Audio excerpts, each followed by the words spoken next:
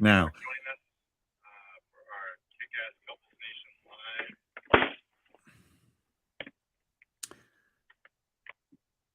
so you're coming live with Chris. Chris, I'm bringing you in. All right. We are excited to be back together, everybody, for a KCN Nooner. We are talking today. I have a wonderful guest in the house with me. This is one of our relationship coaches with Kick-Ass Couples Nation. Chris, welcome to the KCN Nooner. We're glad you could be with us today. Hey, I'm glad to be here. Thanks for having me.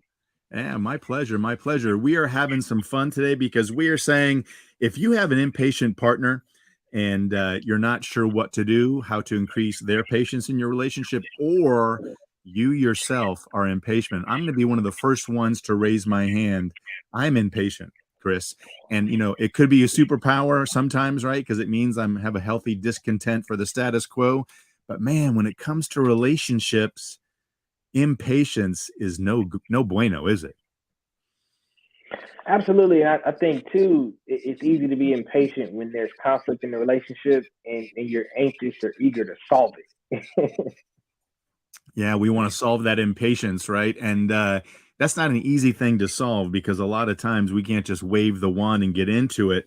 But, we live, Chris, in a crockpot world, right? I mean, things that are good and natural take time to develop and work out. But man, we all seem to want those microwave results. We all want things now. And in the social media calendar, it's tough because everybody just wants immediate satisfaction. They don't want to wait. They don't want to postpone. And I think that, we've got to talk about that today and how do we work through that? And the key point one I want to kind of jump into and discuss, Chris, is actually I'm quoting my father-in-law, right? My wife's dad. He said, Matthew, speed kills. And he's right, and that he's talking about driving fast, going fast. You get caught up, you're trying to do something too quickly. But I hear a little feedback, Chris.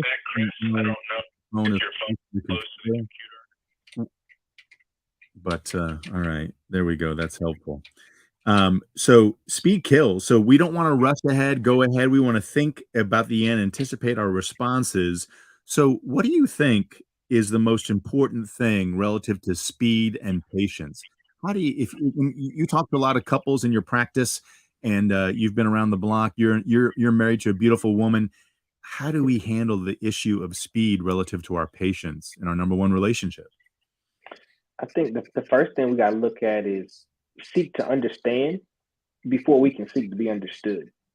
So taking the time to acknowledge that communication can be a one-way street. You drive downtown, there's certain streets that only allow one car to go at a time. So slowing down and acknowledging that the goal can be to understand your partner, so then they'll be willing to hear and understand you. And then that inevitably will be a system that allows you to slow down naturally because your turn will come once you provide your partner with their turn first. Yeah, I love that idea. Listen to understand, not to speak. I got to admit, Chris, I'm guilty in my relationships because if I'm talking to my wife or really to anybody, instead of focusing on her and listening to what she has to say and share, I often am thinking about what am I going to say next and how am I going to formulate it? And this is how, right? So empathy and empathic listening means you're listening with your eyes, your ears, your senses, you're taking it in and you're not thinking of your next response and when you get to speak next, but you're really focusing on what they're saying and then asking those follow-up questions, asking those probing questions, tell me more about that. So when you say this, do you mean that? And, making sure that they see that you're vested, you're present, and you're understanding. And I think, another thing, Chris, is a lot of people don't ask the right kinds of questions. What are the right kinds of questions that we want to ask when we're making sure that we're demonstrating that understanding? We want to be able to ask open-ended questions, the questions that allow our partner the opportunity to express how they feel. We sometimes are putting them on the chopping block of a yes no answer. But when we ask a question that's open ended, it gives them the opportunity and the space and the freedom to just give us all of what they're experiencing. And we can then be better prepared to ask and answer our question because we're taking the time to truly understand and providing them a space to express. And that expression of what they're experiencing is really the process that we want to look at, not just the content of what the partner's telling us or what we want to say to them. Yeah, I love the idea of giving them the space to express. That means they've got stuff they want to say. We all, I think, I mean, one of our biggest yearnings, Chris, wouldn't you tell? I'm curious if you agree with this. I think you might, is we all want to be understood, right? Absolutely. Because if we're understood, it means that people are respecting us, they're hearing us, and our spouse, that number one person in our lives, we want to make sure that we are giving them the space so that we have a chance to understand their emotions, their feelings, their needs, their desires, their hopes, their dreams. And jumping in and talking over them is not the way to do that. And yes, no questions. It's like your kids, right? Your kids come home. How was school? Fine. Right. You Right. just asked them a limiting, not open-ended question, as opposed to, hey, tell me about your day. When your spouse is saying something, you can say, wow, that must really how did that make you feel?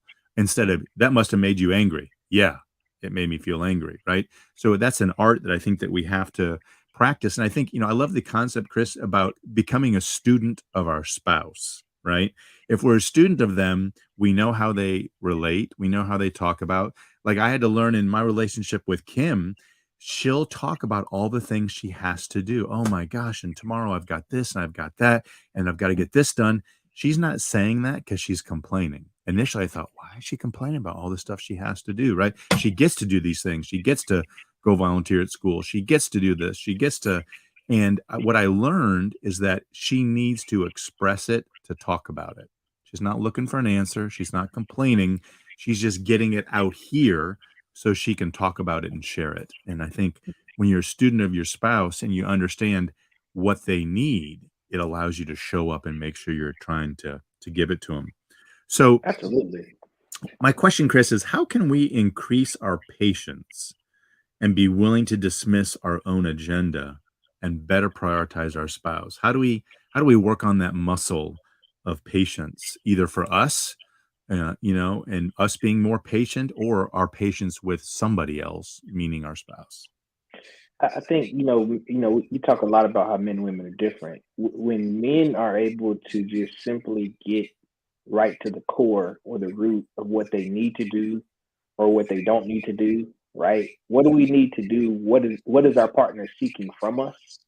And to eradicate the mind reading, to be more direct and asking, how am I able to meet your need? And slowing down and providing the question in alignment with the number one need at that moment. Because needs change consistently. So, what can I do better right now? Even asking your partner, how can I listen to you better right now? Because the listening need might change. Your partner may seek advice or counsel. Your partner might just need you to be a venting partner. So, being able to slow down and ask what's needed right now is a way to allow the system to introduce the patience needed in the relationship. I love that. One of my favorite questions, and I do this a lot with my wife, is I want to know if I'm meeting her need. So, A, what's the most important need? Do you know the most important need of your spouse? And it changes. It might be the same for a week, but it could change every single day. Mhm. And then, how well am I doing in supporting you in that? So, I love it when you said, "What do you need from me right now?" Because right now means today in this moment, not overarching maybe for the next year, right? But you got to have those kinds of conversations and make sure you're supporting them the way they want to be supported, the way they need to be supported. And if you're not aware, I wonder if anybody is out there, in following us, and do you know your partner's, your spouse's number one need right now? What do they need from you? And if you don't, it's okay, but don't be afraid to ask the question because, Chris, that law of reciprocity, right? Once I ask my spouse, "Hey, what do you need from me right now? What can I do for you?" And once we get agreement on what that is, I can then say, "Hey, you know what I would really appreciate from you? I would love your support on XYZ." And that's giving your spouse an opportunity to connect, to create that bond, and for you guys to have a greater sense of intimacy in your relationship. Yeah, and acknowledging that that changes. That's going to be constantly changing and ongoing. You can ask your partner what they need, and that might change just from the time you've asked the question to them thinking about it. And Right. having the patience, once again, to acknowledge that your partner is not a robot and they're going to ebb and flow. So just because you know what you need, be patient enough to give your partner to figure out what they need. No doubt, no doubt. And so I think, Chris, one of the great things, another way to phrase that question, if you don't want to say what your number one need is, you could say, I love the concept of, hey, what's something that I could do that would make your day or your week just a little bit easier? Right? And that might be a chore, it might be an act of service, it might be something that they're dreading, or hey, I just like to talk to you about. Can we set some time aside to talk about this, right? So I think it's important that it's not just about knowing their need, but being a little more forward and saying, what's one thing I can do to lighten your load? And that's a loving Yes. way of giving and a loving way of asking. And you might find out something. Would If there is something that you could do to make your spouse happier, lighten their load, or make their life easier, wouldn't you like to know what it is? And I think Yes. that's a great way to work on that. And so that's something I try to do. Now, one of the big issues about patience, Chris, and understanding is accepting influence. So could you kind of do me a favor and define for our listeners, what does it mean to accept influence, and why is it so important that each partner be able to do this well with one another? In short, accepting influence, and it's fascinating we're talking about this. I was actually in a session last night with a couple, and that was the main core foundation of the session because accepting influence may look like listening, and understanding listening doesn't always equal consent. Mm, We sometimes don't want to hear our partner describe a area or a topic we're not in agreement with because we believe that listening is going to automatically lead to the consent of that being the choice we make as a couple or a relationship partner. Instead, accepting the influence might look like hearing your partner out, understanding their experience, and acknowledging that their experience doesn't have to be your experience. I love that. So understanding does not equal consent. And man, that's a if we all learn that, because you want to understand. And I think that, Chris, I'm sure you've heard the stat thrown around there. We talk about all the time at KCN. Um, 2/3 of all issues in relationships are perpetual, and you're not going to solve them, right? Absolutely. You can't figure them out. So then, you mentioned this earlier, like, what do you do if you're not going to solve it? And we can only get understanding. And understanding means that you respect your partner, your spouse enough to ask the questions, to get in it with them. And, one of the couples we interviewed on the Kick Ass Couples podcast, the husband said he would ask his wife, he said, are you wanting me to be listening me, or are you wanting me to be help provide a solution me? Like, what do you need from me right now? And most of the time he said, men want to solve, conquer, take the hill, right? Finish the task, and we got to get beyond that societal programming and be willing just to be in it with them. And And, and and that's something that's tough. You're really hitting a strong mark because we as men want to fix because sometimes we haven't dealt with our own trauma or issues, and we're not really able to have the capacity to hold our partner's space because we're concerned with our own stuff that's essentially been locked away in Pandora's box, and it's taking up the room that our partner might need for us to have the capacity to be vulnerable and be present for them. So feeling with your partner can be fixing, but you have to have the capacity to do that. I love that. Two things, Chris, I want to go over is, when we're most the things we that most upset us about or concerning other people are usually the things that we struggle with ourselves, right? Like Absolutely. when we're getting Yes. on somebody and saying you're never on time, and right, it usually means it's something that we're stressing with or dealing with ourselves. And I love the idea of holding space. I want to give a shout out to my sister Libby Hoffman, who wrote a book called The Answers Are There. And she works on international nonviolent conflict resolution. And she talks about holding space. So I want you to walk that back and share with everybody, how do you define, what does it mean to hold space for your partner? The first thing we have to be aware of is our physiological needs. And there's a lot of research, I know Gottman talks about it too, around heart rate. Being able to engage in a deep breathing mechanisms and approaches to regulate our physiological selves so our emotional selves will be present. That's the first step when holding space. Mm. Second, empathizing with your partner looks like moving who you are at the moment, putting yourself into their shoes or in their positions of how they think and feel. The way we can do that can be to identify the emotion and put ourselves back into a place when we felt that same emotion, even if the activating causation was different. So, for example, if your wife has a tough day because her boss was talking down to her, or she felt like she wasn't getting the notoriety that she needed, or the respect, we put ourselves in that position when we might have felt like a moment in time we weren't getting respected, even if it wasn't at our job. At that point, we're holding the space by being present within the emotions that our partner is experiencing so we can truly empathize and understand. Because a lot of what our partner might need from us is just to know they're not alone in what they're experiencing. So holding space has to do with identifying and being with them in the emotion, understanding, empathizing, feeling the emotion they feel with them. And again, it doesn't mean we're accepting it, right? Or making it ours or, oh my Absolutely. gosh, their issue is now my issue. All it really means is that I'm identifying it, I'm recognizing it, and I'm labeling it for what it is and letting them know I don't have to agree with them. It's not about I agree with you or I disagree with you, but I'm here for you. I'm in it with you, and I'm gonna be patient as you work through this, and I'm gonna give you whatever you need to help that process. Absolutely. You got my back, and I'm your team member. Through Yeah, thick or thin, no matter what you're going through, I'm going to make sure you know that you're not alone in it. right. Another key thing that I hear said a lot, Chris, is there's always 2 perspectives when you're in a relationship, and they're both right. Right? Because I see things a certain way, you see things a certain way.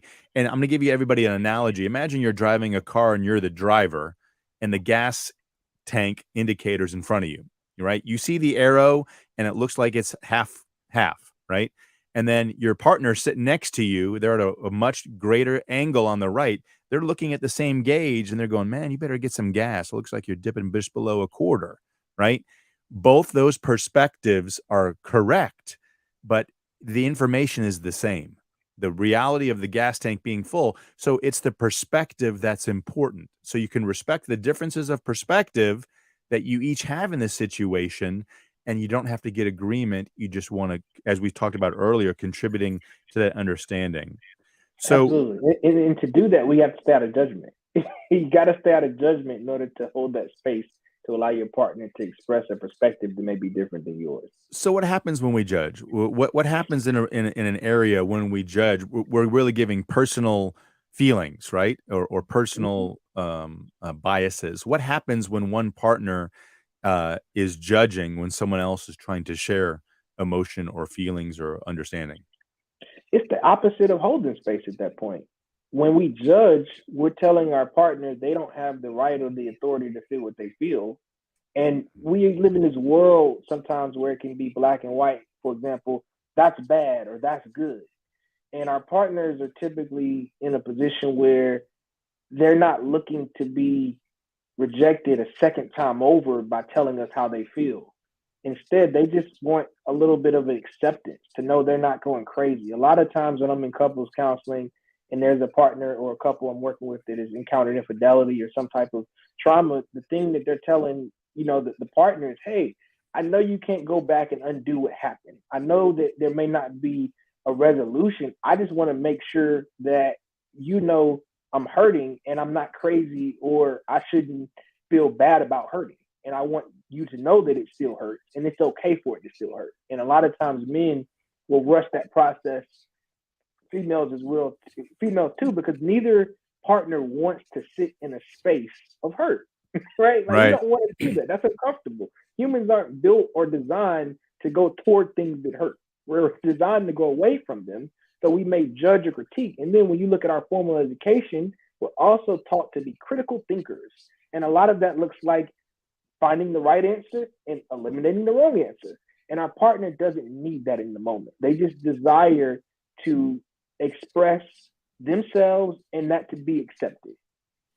And I think I agree with you, Chris, and I think what's so nice is when your partner's expressing that hurt and you're being patient and listening to it, it's also understanding in that moment, what can you do or not do? And, because if you think that you've got to, it's not your job to make them feel okay. It's not your job to, sometimes hurt's gotta hang around. It's okay to grieve, it's okay to have pain, but understanding where your partner is, I think it's critical. If your partner is telling you, "Oh my gosh, I'm struggling. I'm really not comfortable. This has really got me bummed out." That's an open door. They're inviting connection. And so to respond to that, it's, "Oh my gosh, I didn't know you were struggling with that. That sounds really tough. How is that making you feel right now?" Right? So that empathic, that open door, that allowing them to vent it and get it out there. And then you can is it okay to ask the question, Chris, in that, "Is there anything I can do to help with your hurt?" Is that a solving or is that a loving thing? What kind of You question you is you that? you, you can ask a question, but you can also just take it to a slower level and say, "Hey, I'm just so glad you felt comfortable sharing how you feel with me right now." Just acknowledging that you're excited and fulfilled in knowing your partner came to you with that. Your partner could trust you with that. Your partner didn't run to the best friend. They didn't run to the parent. They didn't run to someone outside the relationship. They wanted to bring their deepest hurt and pain and sorrow to you, their lover, and they knew that you would be there to aid them just by simply listening. That is a beautiful space that you want to create in a relationship because that breeds connection and closeness. I agree. That creates intimacy, right? We want Absolutely. guys wanna know how they can be more intimate and more connected with their partner, with their spouse, and it's recognizing them, expressing gratitude for them even when the stuff is tough. I loved what you said, "I'm so glad you trust me enough to share that with me or that you brought that to me, and I'm unequivocally here. I'm Yes, behind you, I'm with you, and whatever you need, I'm gonna do my best to give it to you because I definitely. love you." All they need to know in that hurt is that you love them, and if they need Yes, more, they'll let you know. It's not about absolutely. solving it or dissipating and making it, go away. S Absolutely. Because Yeah. that's where we get the kudos as men, right? Like, Mhm. you want to be that protector. That's us being the protector to provide them with that space to curl up in, and they know we're there to hold it for them. Right. Chris, how important do you think it is to go to your partner, and ask them for counsel, feedback, and opinion on personal or business or other relationship issues? I mean, is there such a thing as oversharing? I mean, do we want to, have that kind of request of our partner, or is that appropriate or inappropriate, or what does that look like? I think it's okay to share. It becomes oversharing when we begin to do comparing. And what I mean by that, especially in a newer relationship or even an older one for that matter, when you're asking your partner in alignment with comparing you to someone else they dated, that's Mm, not good. That's not healthy, right? Like, right, you don't want to put yourself in that position where you're asking a partner to compare you to a past lover or to compare you to something else outside of the relationship because that could lead to hurt. That would be a matter of oversharing, and we want to establish boundaries when those things take place. What sure. we want to do is run our own race. We want to be accountable for our actions, and we don't know what we don't know. So, with that being said, yes, you want to ask your partner instead of assuming or attempting to read their mind. That is definitely something we want to do that's healthy in the relationship. Asking them, right, and I think that I'm gonna share a little bit of a personal story. I wrote about this in the book. It's actually, chapter 13. One of my bad habits, Chris, when my wife would come and start talking to me, I would try to anticipate what she was gonna say. And Mm, I try to figure out in my head, "Okay, where's she going?" And I'd go there because I wanted to be expedient with the conversation. So instead of letting her finish, have her piece and share what she's feeling, thinking, or concerned about, I would say, "So you mean this, da da da da da da." And in a specific situation, it was after a workout, I was in my office, she came in and I interrupted her and she put her hand on my shoulder and she said, "Would you stop interrupting me and please just let me share with you what I wanna share?" And like a deer in the mm, headlights, I closed my mouth. I said, "I'm apologize," and I let her go. And I think that having the patience to allow them to give and share and communicate what they want, even though you might use 5 words to say what they said in 40, doesn't matter.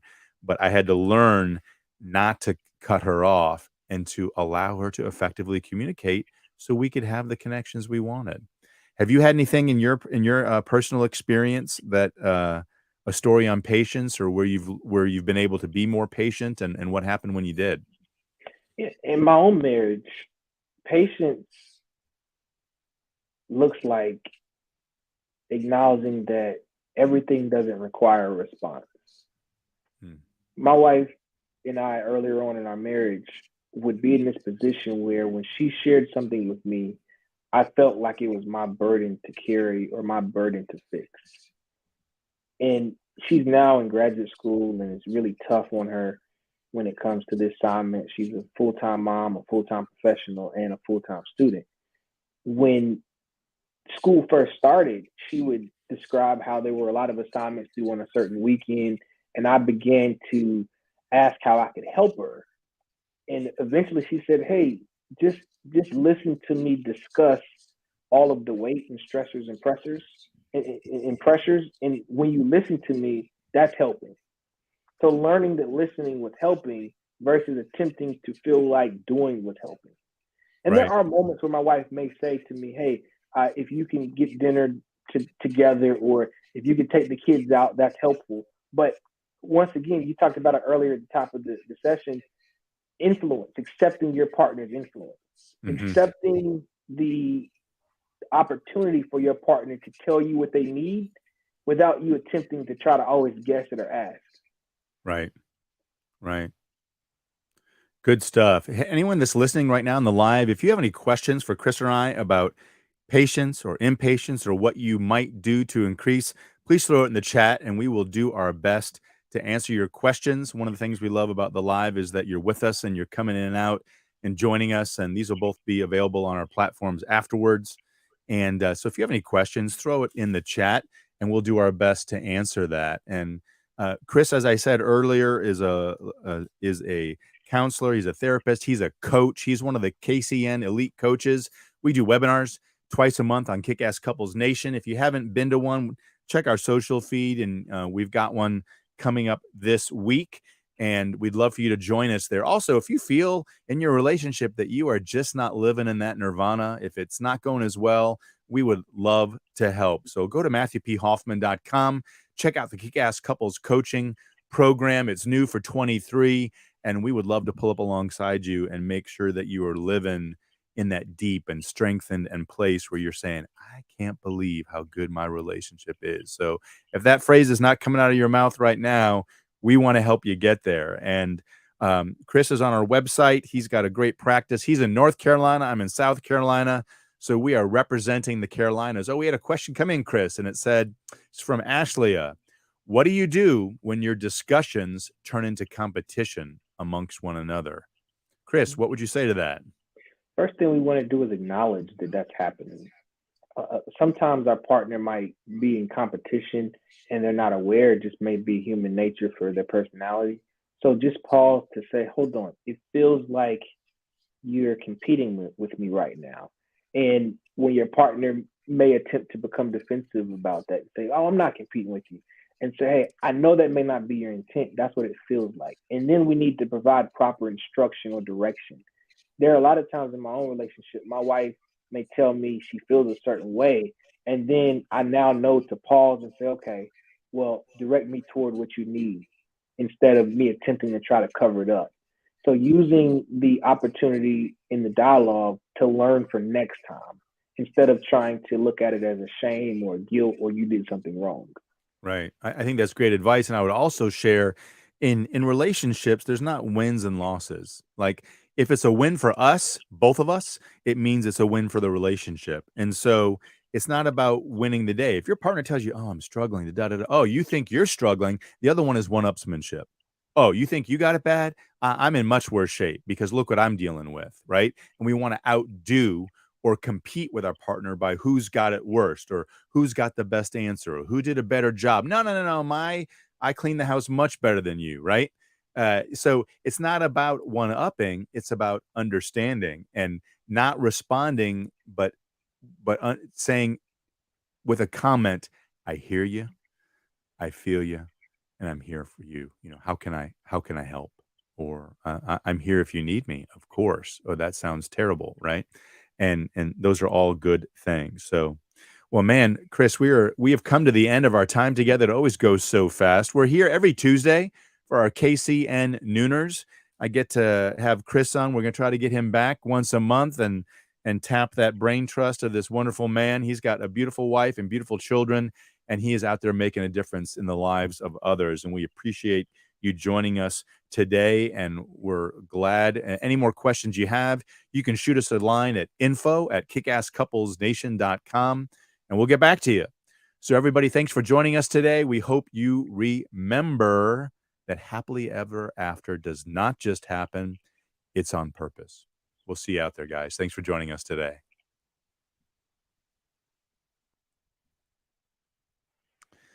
All right. We're off of Instagram and going to end on StreamYard.